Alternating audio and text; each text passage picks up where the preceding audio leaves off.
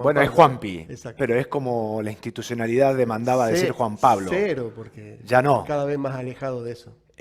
¿No hay intenciones de volver a ocupar algún cargo No, vinculado al área política? no, después de 11 años te dan ganas de correrte un poco y de mirar desde afuera, ¿no? Y no hay ganas de tomar carrerita, como quien dice, como para luego volver a incorporarse, pues sos una persona joven. No, lo que pasa es que yo no tengo ni tuve nunca intereses políticos ni electorales. Entonces, cuando tenés en claro lo que querés, es más fácil poder moverte. Bueno, vos sos un especialista en lo que tiene que ver con el área de comunicación política y por supuesto el asesoramiento desde afuera siempre está, ¿no? De alguna manera. Sí, por ahí me acuerdo cuando echan a un funcionario o alguno se va de un gobierno y te dicen, ¿y ahora a qué te dedicas? A Claro. mi actividad privada. Sí. Pueden ser abogados o ingenieros. Bueno, yo también me dedico a mi actividad privada, que es esto. Ujú. Me he formado en comunicación política, soy un apasionado de las campañas electorales y eso es lo mío, medios de comunicación, campañas. Bueno, estamos hablando de campañas, estamos en un año electoral, en Salta por lo menos las legislativas, y también en un año en donde se plantea una reforma de la Constitución provincial. ¿Qué lectura haces al respecto y cómo ves que se está encarando el tema desde los medios, ¿no? Mirá, lo que veo es que en Salta hay un fuerte liderazgo del gobernador, de Ujú. Gustavo Sáenz, y como pocas veces ha sucedido en Salta, no existe la oposición. La oposición está fragmentada en mil pedazos. Sí. ¿Sí? Nosotros estamos acostumbrados a que haya peleas mano a mano, ¿no? Sí. La época de Juan Urtubey contra Walter Guayar, después fue Juan Urtubey contra Juan Carlos Romero, Ujú. y ahora me da la sensación de que está Gustavo Sáenz solo en la cancha en términos políticos electorales y no se advierte del otro lado una fuerza consolidada. Ujú.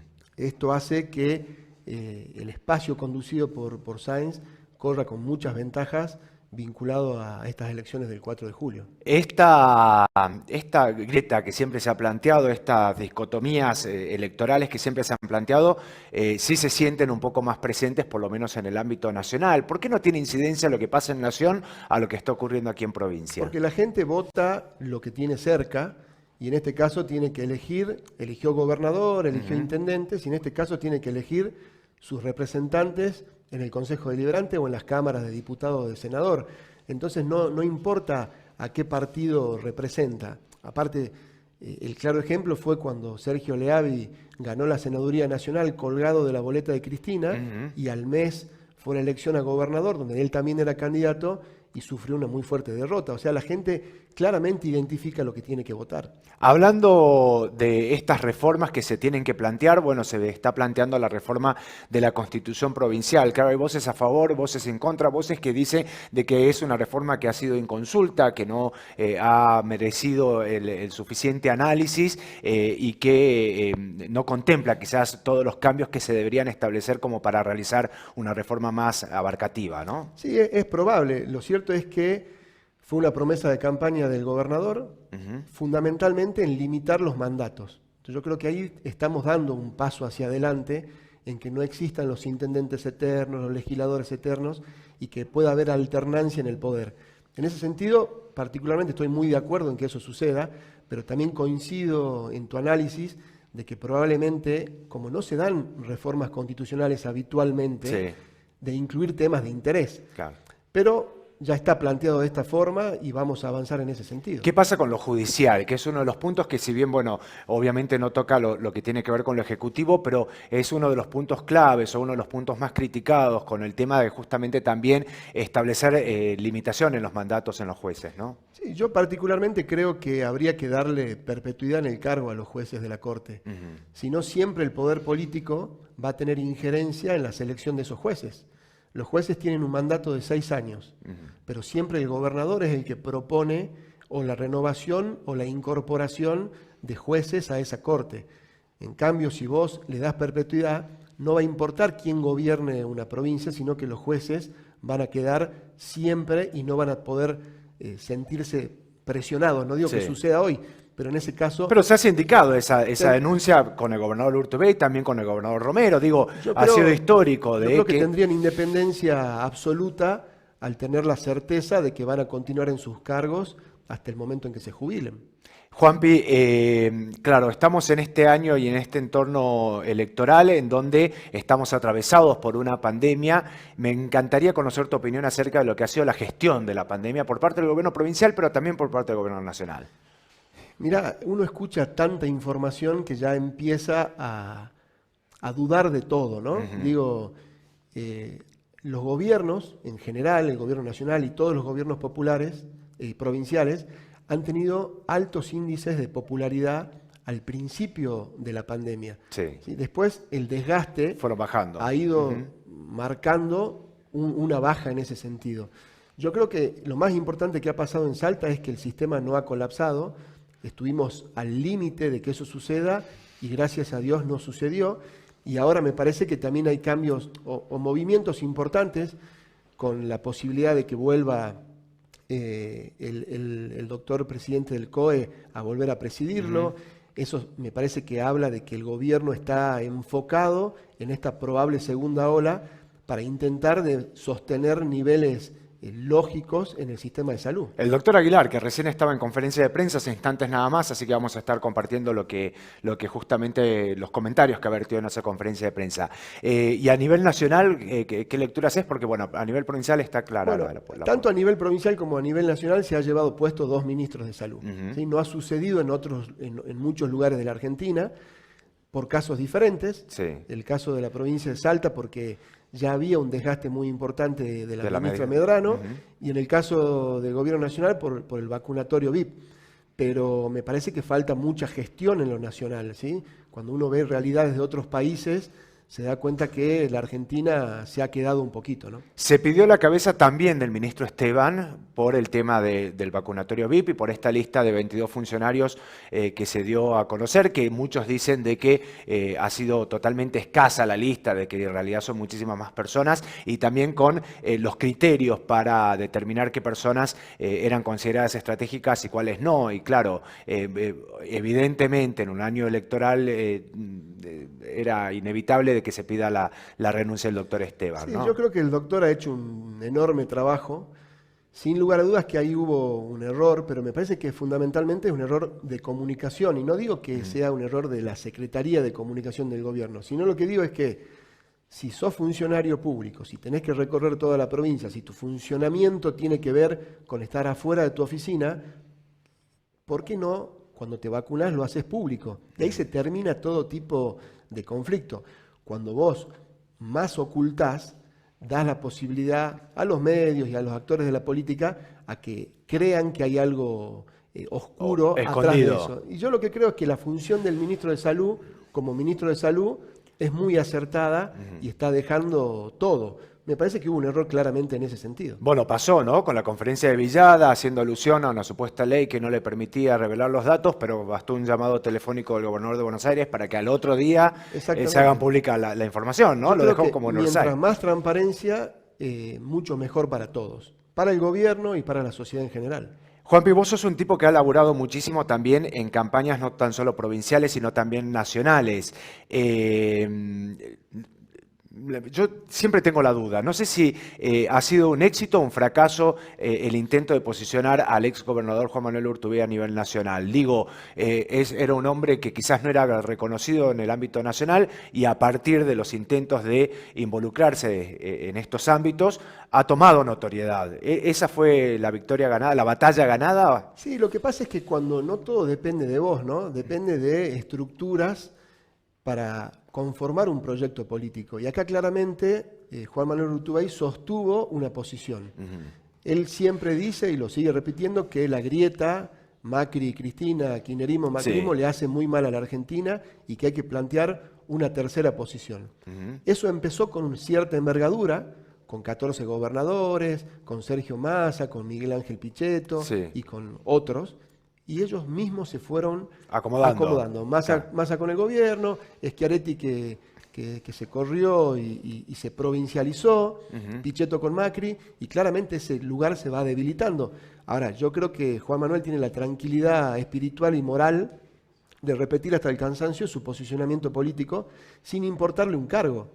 A él le han ofrecido ser candidato por el kirchnerismo, ha dicho que no, le han ofrecido cargos en el gobierno nacional, con Macri y con Alberto y dijo que no. Entonces me parece que lo más saludable y lo más sano es cuando tenés tu conciencia tranquila de lo que decís, lo terminas haciendo, ¿no? El otro día estuvo Juan Manuel Urtubey aquí, bueno, estábamos hablando de este futuro político. Si se llegase a consolidar esta fuerza y esta posibilidad de que Urtubey ocupe espacios relevantes en la política nacional y te pega el telefonazo, arrancaste diciendo que no lo harías, pero sé que tenés un vínculo cercano, de hecho él te ha catalogado como amigo personal, ¿no? No, yo lo que dije es que no integraría un gobierno en este tiempo.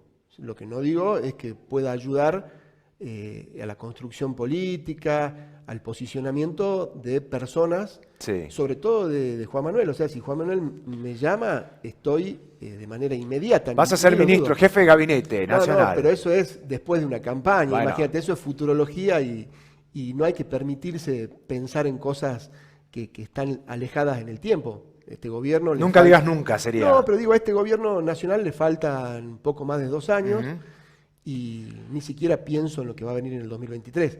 Sí, lo que quiero remarcar es que el día que Juan Urtubey me necesite, voy a estar profesionalmente y voy a estar como un amigo. Yo le debo muchísimo a él. Él te indicaba como amigo personal.